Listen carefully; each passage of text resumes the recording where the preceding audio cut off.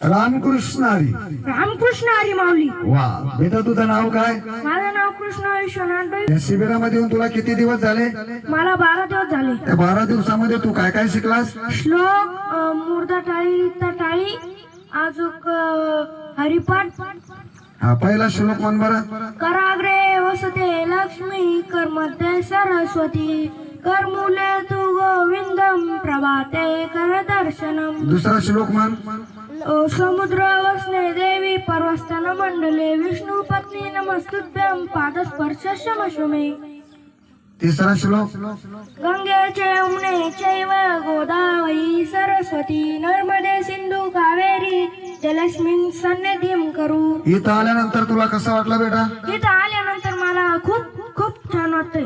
हा, इथं आल्यानंतर तुला जेवणाची सोय कसं काय? एकदम छान आहे. पोटभर असतं का? हा, पोटभर. तुझ्याकडून काही पैसे घेतले का? नाही. मोफत मध्ये का? हा, मोफत मध्ये. तुला करमलं का? हा, मला इथं आल्यापासून घरची ध्यानाच येत नाही. वा. आणि तुला काय व्हायचं जीवनामध्ये? मला मोठं होऊन कीर्तनकार व्हायचंय आणि देशाची सेवा करायची. वा, गुड जॉब. आणि बेटा इथं आल्यानंतर तब्येत बिब्येत काही दुखलं का? माझं पोट एकदम कमी होतं, इथं आल्यानंतर एकदम वाढलं. वा. आणि काही दुखलं का? नाही. पिण्यासाठी पाणी कसं काय? एकदम छान. सर्व व्यवस्था कसं काय? एकदम छान. वा वा वा वा. मग तुला पुढे चालून चांगलं व्हायचं नक्की. हो.